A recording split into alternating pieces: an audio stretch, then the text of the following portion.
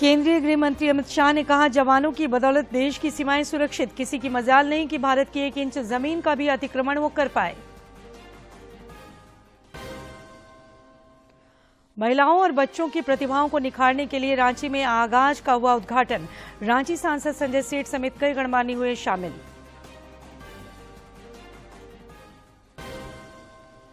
जामताड़ा में वन महोत्सव का आयोजन। बड़े भूभाग पर हुआ पौधारोपण। अतिथियों ने ग्लोबल वार्मिंग और प्राकृतिक आपदा से निपटने के लिए पर्यावरण संरक्षण पर दिया बल। और साल 2022 चंद घंटों का मेहमान। नए साल के जश्न की सुगबुगाहट शुरू। पर्यटन स्थल, होटल और रेस्तरां गुलजार।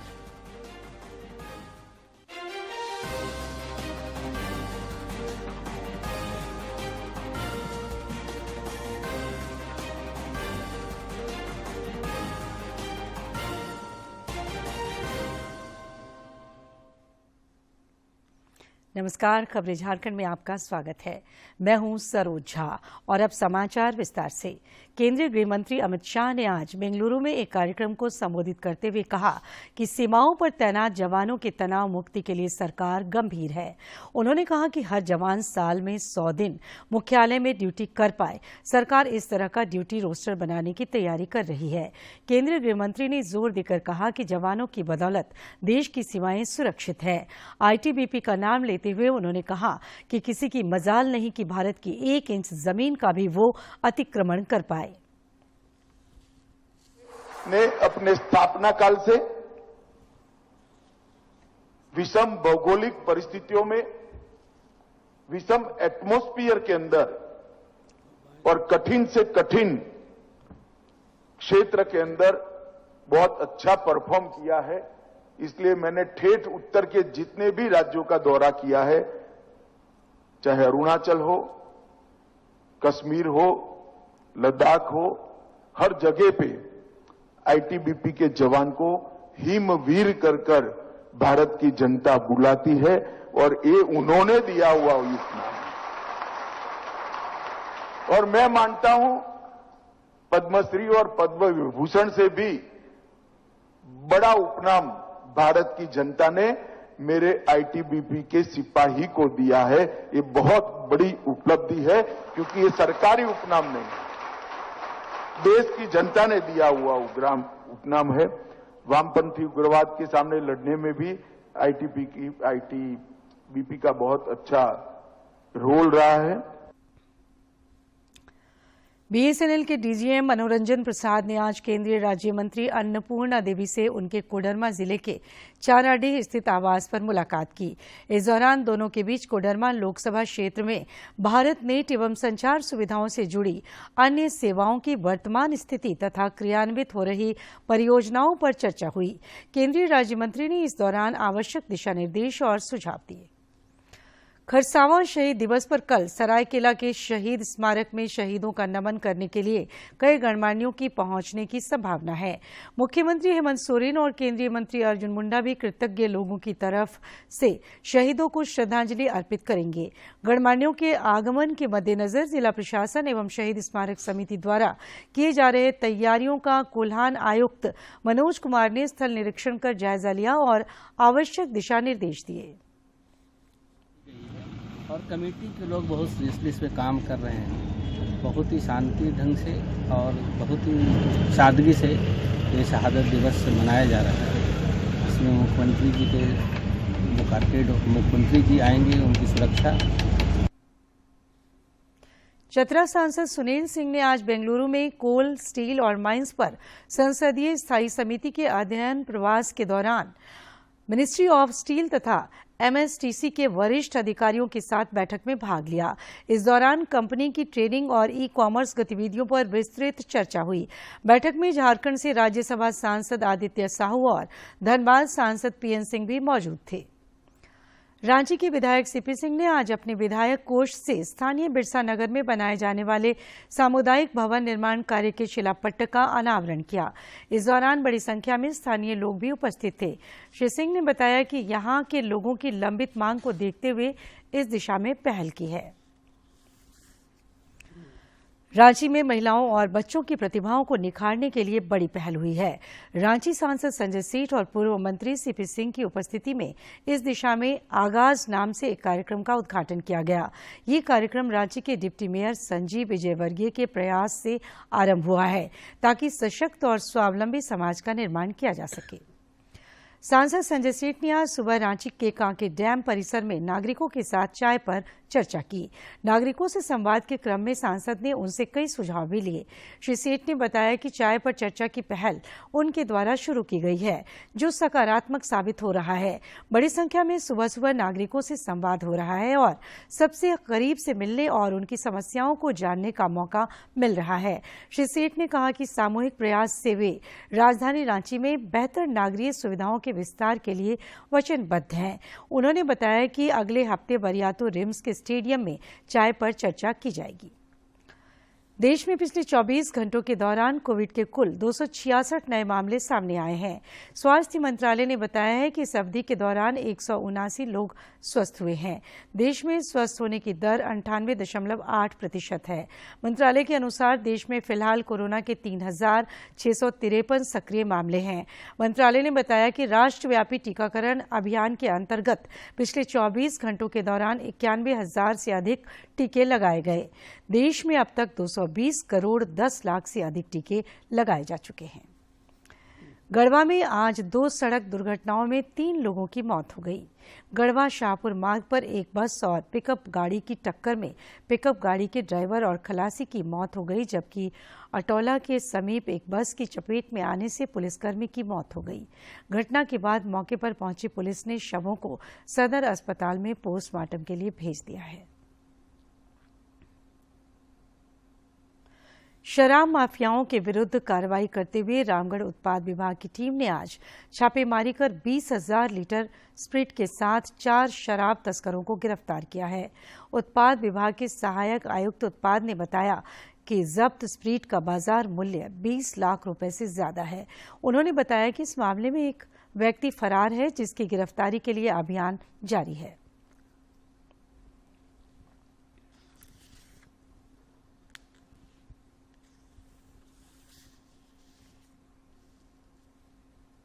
कुज्जू ओपी में इंडियन ढाबा के पीछे अवैध स्प्रिट का कटिंग किया जाएगा। तो हमने टीम बनाया, उन लोग को भेजा। उसके बाद रात के 1:40 हो रहा था, उसमें वो लोग गया तो सत्यता पाया गया। टैंकर से स्प्रिट निकाल रहे थे, 2 गाड़ी था, वर्ना और मारुति का।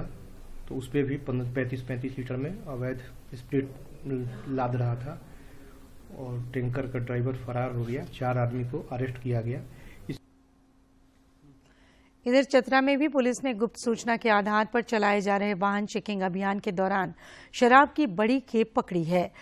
वशिष्ठ नगर जोड़ी थाना की पुलिस ने वाहन की तलाशी के दौरान तस्करी में प्रयुक्त एक 4 पहिया वाहन पर लदा 7 कार्टून नकली अंग्रेजी शराब जब्त किया।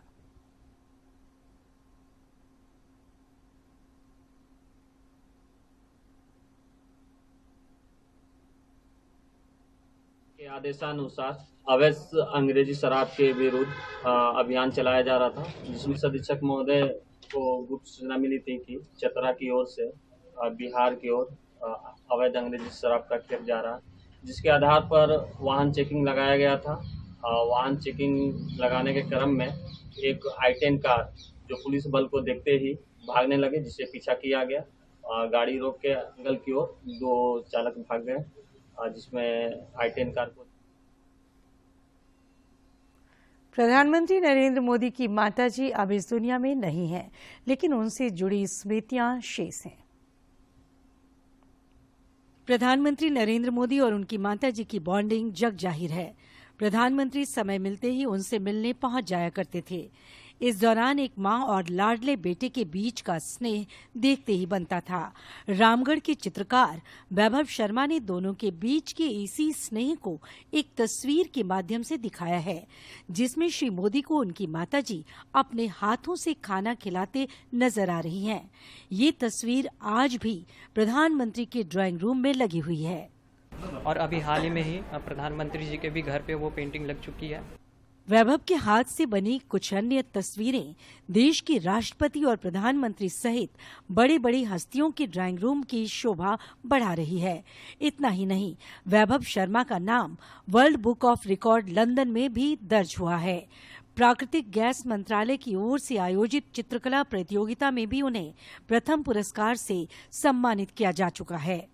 सभी तरह का पेंटिंग करता हूँ, स्केचिंग से लेके ऑयल पेंटिंग तक। मैंने प्रधानमंत्री जी का एवं सांसद जी का, विधायक जो पहले पूर्व थी ममता देवी, एवं राज्यपाल झारखंड के द्रौपदी मुर्मू एवं राष्ट्रपति महोदय जी का भी पेंटिंग मैंने करा। वैभव को स्केचिंग और ऑयल पेंटिंग में महारत हासिल है तथा वे अपनी कला को आगे बढ़ाना चाहते हैं, लेकिन आर्थिक तंगी उनके आड़े आ रही है। मामला संज्ञान में आने पर हजारीबाग सांसद जयंत सिन्हा ने चित्रकार वैभव शर्मा को सम्मानित करते हुए उन्हें हर संभव मदद का भरोसा दिलाया। को सही गाइडेंस देना है। पहले तो अभी उनसे जो चर्चा हुई, उनका ग्रेजुएशन हम लोग करवाएं, उनको कंप्यूटर ग्राफिक्स वगैरह की हम लोग ट्रेनिंग दें, जिसमें कि उनको करियर में और कमाई में कोई दिक्कत नहीं है। चित्रकार वैसे तो कई चित्र बनाते हैं, लेकिन कुछ चित्र कालजयी बन जाते हैं। रामगढ़ के चित्रकार वैभव शर्मा की ये कृति अब यादगार बन गई है। रामगढ़ से के तिवारी की रिपोर्ट। रांची के मोरहाबादी मैदान में चल रहा राष्ट्रीय खादी एवं सरस महोत्सव जन उपयोगी सेवाओं को लाभार्थियों तक पहुंचाने में मददगार साबित हो रहा है। यहां पर भारतीय विशिष्ट पहचान प्राधिकरण द्वारा भी स्टॉल लगाए गए हैं, जहां आधार से जुड़े सभी कार्य किए जा रहे हैं। रांची में चल रहा राष्ट्रीय खादी एवं सरस महोत्सव जहां एक ओर हस्तशिल्पकारों, बुनकरों और उद्यमियों को मंच प्रदान कर रहा है, वहीं यह कई अर्थों में जन उपयोगी सेवाओं को लाभार्थियों तक पहुंचाने में मददगार साबित हो रहा है। राष्ट्रीय खादी एवं सरस महोत्सव में भारतीय विशिष्ट पहचान प्राधिकरण द्वारा भी स्टॉल लगाया गया है, जहां आधार से जुड़े सभी कार्य किए जा रहे हैं।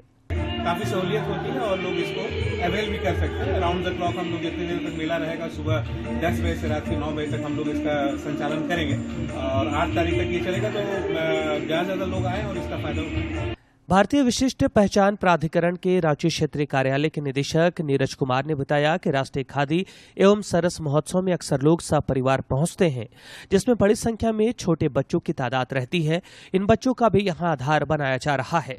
बच्चे खासकर मेले में ज़्यादा आते हैं, 5 साल से अगर कम आ रहे हैं, तो मैं आपके माध्यम से बोलना चाहूँगा कि लोग उसको कराएं। वो निःशुल्क है, अपना घूमने आए हैं, बच्चे का अपना आधार भी कमा देते, तो एक अच्छा काम भी हो गया।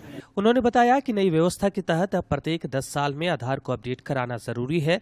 इस स्टॉल पर आकर लोग यह काम भी संपादित करा सकते हैं। देखिए, आज जो यहाँ जो राष्ट्रीय खादी और सरस महोत्सव का आयोजन किया जा रहा है, यहाँ पे आधार का भी एक स्टॉल रांची रीजनल ऑफिस की तरफ से लगाया गया है और लोग यहाँ पर आके अपना नया आधार भी बना सकते हैं, अपडेट भी कर सकते हैं और साथ ही साथ जो अपलोड करना है अपने डॉक्यूमेंट्स को, जिनके 10 साल से ज़्यादा पुराने हो गए हैं, तो उनको अपलोड भी यहाँ पर किया जा सकता है। हाल के वर्षों में केंद्र सरकार की कोशिशों से डिजिटल सेवाओं का विस्तार हुआ है, जिससे आधार की उपयोगिता भी बढ़ी है। राष्ट्रीय खादी एवं सरस महोत्सव में भारतीय विशिष्ट पहचान प्राधिकरण ने स्टॉल लगाकर आधार से जुड़े कार्यों को सुविधाजनक तरीके से कराने का अवसर दिया है, जिसका लोग मेला अवधि 8 जनवरी तक लाभ उठा सकते हैं। रांची से सरिता की रिपोर्ट। जामताड़ा के नारायणपुर प्रखंड अंतर्गत रघुनाथपुर गांव में 73वां वन महोत्सव का आयोजन हुआ, जिस दौरान बड़े भूभाग पर पौधारोपण किया गया।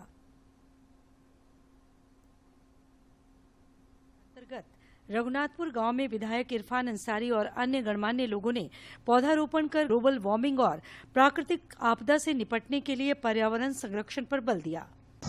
शपथ लीजिए कि कम खाएंगे लेकिन वृक्ष लगाएंगे, वृक्ष नहीं काटेंगे, उसको संरक्षण करेंगे, तभी हमारे झारखंड हरियाली, जो झारखंड जो जल जंगल जमीन से जो झारखंड को जाना जाता है, उसकी रक्षा तभी हम लोग कर पाएंगे। इस मौके पर सभी अतिथियों ने स्थानीय लोगों को पौधों को बचाने और पौधारोपण के लिए प्रेरित किया, ताकि धरा को और हरा भरा बनाया जा सके। डिफोरेस्टेशन हुआ था, तो पुनर्जीवित करना चाहिए पौधे, तो हम लोग को केयर करना चाहिए। मैं यही संदेश देना चाहूँगा, ये सब प्राकृतिक संतुलन जो ढल गया है, उसको फिर वापस लाने के लिए सबसे बेसिक स्टेप है पौधा लगाना। धरती पर जीवन के लिए ऑक्सीजन अनिवार्य है, जिसकी आपूर्ति पेड़ पौधों से ही हो सकती है। कृत्रिम तरीके से बने ऑक्सीजन का हाल कोरोना संकट के समय सबों के सामने था। ऐसे में समय की मांग है कि पेड़ पौधों रूपी इस मुफ्त ऑक्सीजन उत्पादन संयंत्र की रक्षा भी की जाए और उनका संरक्षण भी किया जाए। जामताड़ा से सुभाष प्रसाद सिंह की रिपोर्ट। और अब कुछ खबर राज्य के विभिन्न जिलों से।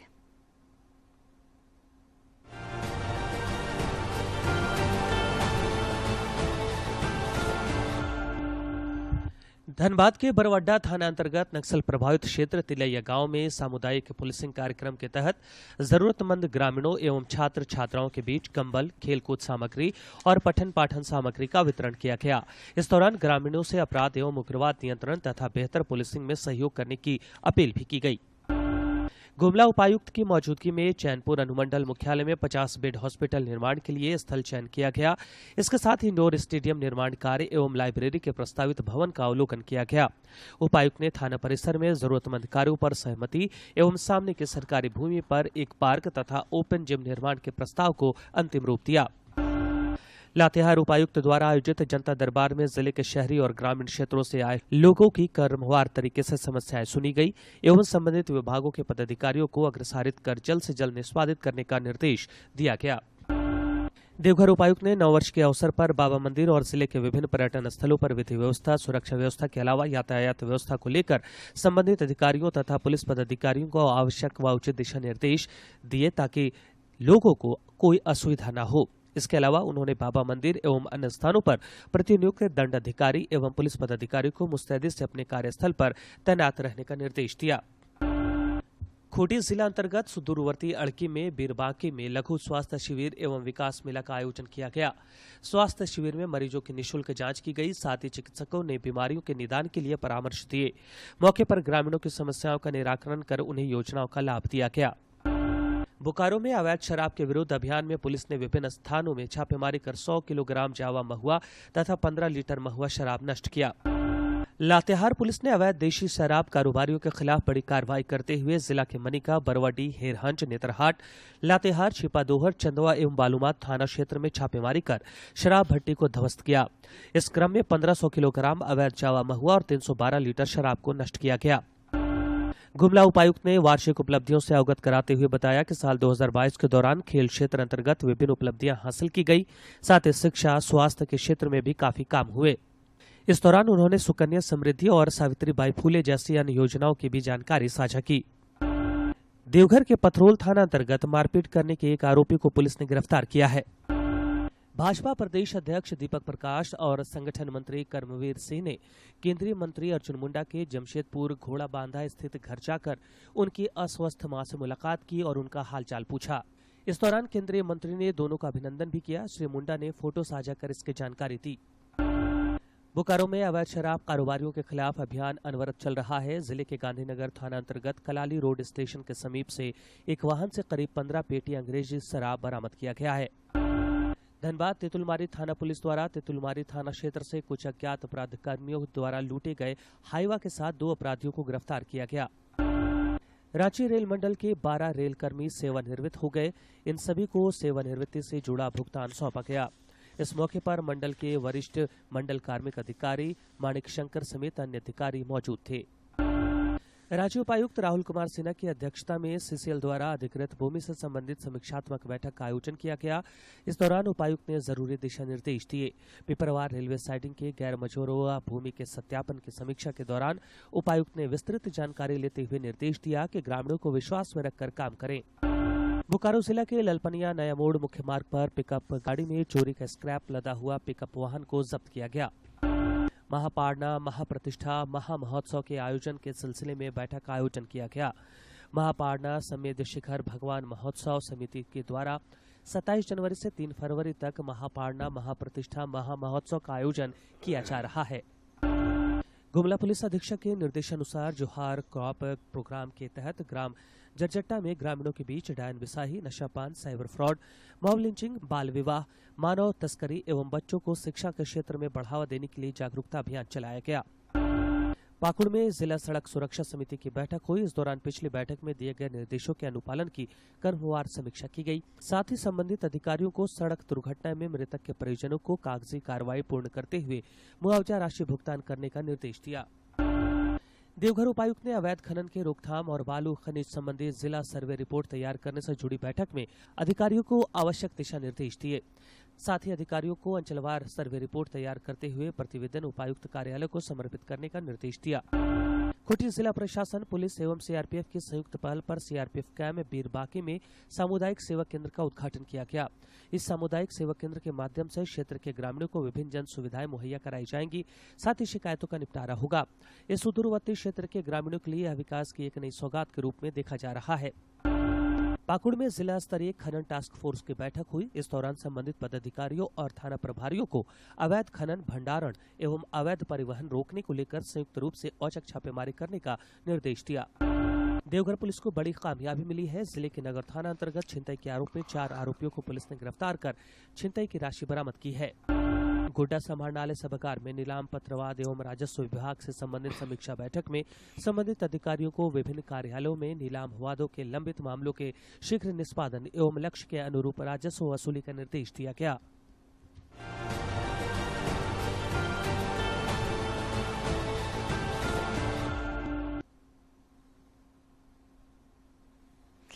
ग्रेटर नोएडा में आगामी 5 से 7 जनवरी तक Kalinga institute of industrial technology में 24वीं राष्ट्रीय सीनियर महिला और पुरुष टेनिस वॉलीबॉल प्रतियोगिता का आयोजन होगा।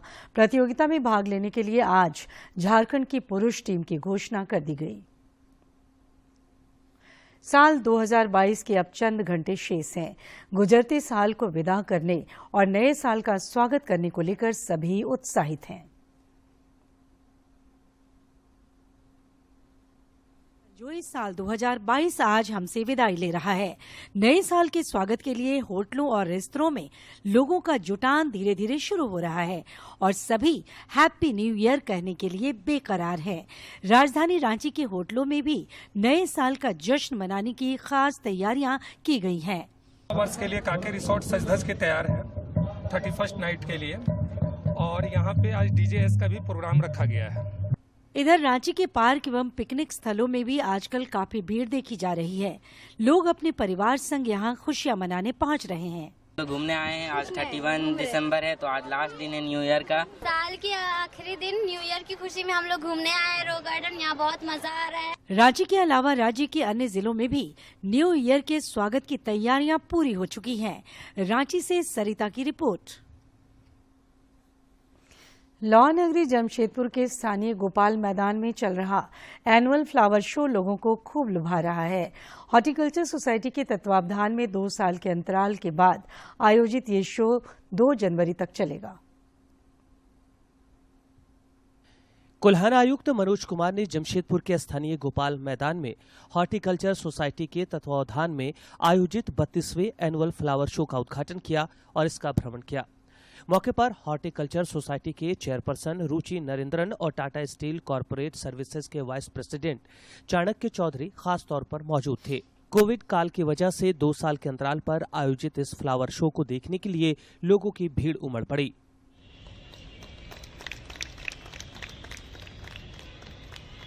रणबीर माइती।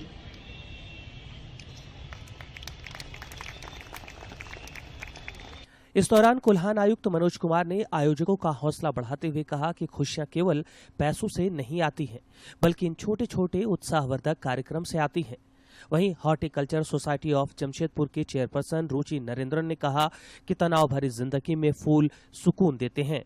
जिसे मॉर्निंग में इवन ओपन जिम की व्यवस्था कर रखी है, सुनकर बेहद खुशी हुई कि कंपनी अपने सोशल रिस्पॉन्सिबिलिटी के प्रति कितनी जागरूक है। और ये एक ऐसा टाइम है साल का जब सभी हॉलिडे मूड में हैं। तो ये जो हमारा फ्लावर शो है, ये इस तरह से प्लान किया जाता है कि एंड ऑफ द ईयर हो हमेशा, और जब बच्चों को छुट्टियां हैं, फैमिलीज रिलैक्स्ड हैं, और फ्लावर शो में सबके लिए कुछ ना कुछ जरूर रहता है। हॉर्टिकल्चर सोसाइटी के अध्यक्ष सुमिता नुपुर ने बताया कि 2 जनवरी तक चलने वाले इस एनुअल फ्लावर शो के दौरान रंगारंग कार्यक्रम भी आयोजित किए जाएंगे। उन्होंने बताया कि हॉर्टिकल्चर सोसाइटी के इस वार्षिक आयोजन को लेकर काफी दिनों से तैयारियां चल रही थी ताकि लौह नगरी एक बार फिर से फूलों की बगिया से गुलजार हो। हमारी प्लानिंग होती है, थीम डिसाइड होता है, कौन सा एग्जिबिट कहाँ होगा, क्या करना है, कहाँ से स्पॉन्सर्स आएंगे, कौन हमारा हेल्प कर सकता है, किसके पास जाना है, सिट एंड ड्रॉ के लिए कहाँ अप्रोच करना है, किन बच्चों को लाना है, या जब बच्चे आए तो उनकी स्वागत के लिए या उनके आराम के लिए क्या करना है, ये सब हम मिल के ये पूरी सोसाइटी काम करती है। वहीं टाटा स्टील के कॉरपोरेट सर्विसेज के वाइस प्रेसिडेंट चाणक्य चौधरी ने कहा कि अक्टूबर से लेकर मार्च तक टाटा स्टील की कोशिश रहती है कि कुछ न कुछ गतिविधियां की जाएं ताकि जाड़े की छुट्टियों में बच्चे और बड़े मनोरंजन कर सकें। से लेके फरवरी मार्च तक कोई ना कोई ऐसे इनिशिएटिव्स चलते रहते हैं जिसमें कि कम्युनिटी एंगेजमेंट बढ़े, जिसमें लोग पार्टिसिपेट करें। इस वार्षिक फ्लावर शो में देश भर के 29 नर्सरियों के प्रतिनिधि शिरकत कर रहे हैं। जमशेदपुर से राजेश कुमार लालदास की रिपोर्ट। राज्य में पिछले 24 घंटे के दौरान खूंटी में न्यूनतम तापमान 7.9 डिग्री सेल्सियस रिकॉर्ड किया गया। रांची समेत अन्य जिलों में भी ठंड का प्रकोप बदस्तूर जारी रहा। मौसम विज्ञान केंद्र रांची ने बताया है कि अगले 3 से 4 दिनों तक न्यूनतम तापमान में धीरे धीरे 2 से 3 डिग्री सेल्सियस की बढ़ोतरी होगी, जिससे ठंडक में कुछ कमी आएगी। 5 और 6 जनवरी को राज्य में कुछ स्थानों पर हल्के से बहुत हल्के की बारिश का पूर्वानुमान है। और अब एक नजर डालते हैं प्रमुख शहरों के आज के तापमान पर। राजधानी रांची का अधिकतम तापमान 26.8 और न्यूनतम तापमान 10 डिग्री सेल्सियस रिकॉर्ड किया गया। जमशेदपुर का अधिकतम तापमान 28.2 और न्यूनतम तापमान 11.4 तथा डाल्टनगंज का अधिकतम तापमान 27.4 और न्यूनतम तापमान 9.2 डिग्री सेल्सियस रिकॉर्ड किया गया। गोड्डा महिला कॉलेज की छात्रा लिपि वत्स को 25 दिसंबर को सुशासन दिवस पर संसद भवन में भारत रत्न अटल बिहारी वाजपेयी और महामना पंडित मदन मोहन मालवीय जी के जीवनी और व्यक्तित्व पर प्रकाश डालने का गौरवमयी क्षण प्राप्त हुआ। पिछले 25 दिसंबर को सुशासन दिवस के अवसर पर दिल्ली के पार्लियामेंट हाउस में सैकड़ों एनएसएस, एनवाईके एवं अन्य छात्र छात्राओं का मिलन हुआ। इस खास दिवस पर उन्होंने भारत रत्न अटल बिहारी वाजपेयी और महामना पंडित मदन मोहन मालवीय जी पर अपने विचार प्रस्तुत किए। संसद में भाग लेने वाले इन छात्र छात्राओं में 2 झारखंड के थे, जिसमें गोड्डा जिले की लिपि वस्त भी शामिल थी। सीखने के लिए बहुत कुछ था वहाँ पे। जैसे कि हम लोग जानते हैं कि अटल जी हमारे देश के बहुत ही अच्छे प्रधानमंत्री रहे। उन्होंने देश को काफ़ी आगे बढ़ाया। उन्होंने यहाँ पे परमाणु उसका यहाँ पे ये किया। और मदन मोहन मालवीय जी को भी वो इतने अच्छे थे कि उनको मरणों उपरांत इतने दिन मतलब 2009। और आखिर में इस बुलेटिन के मुख्य समाचार एक बार फिर। केंद्रीय गृह मंत्री अमित शाह ने कहा, जवानों की बदौलत देश की सीमाएं सुरक्षित, किसी की मजाल नहीं कि भारत की 1 इंच जमीन का भी अतिक्रमण वो कर पाए। महिलाओं और बच्चों की प्रतिभाओं को निखारने के लिए रांची में आगाज का हुआ उद्घाटन। रांची सांसद संजय सेठ समेत कई गणमान्य हुए शामिल। जामताड़ा में वन महोत्सव का आयोजन, बड़े भूभाग पर हुआ पौधरोपण। अतिथियों ने ग्लोबल वार्मिंग और प्राकृतिक आपदा से निपटने के लिए पर्यावरण संरक्षण पर दिया बल। और साल 2022 चंद घंटों का मेहमान, नए साल के जश्न की सुगबुगाहट शुरू। पर्यटन स्थल, होटल और रेस्तरां गुलजार।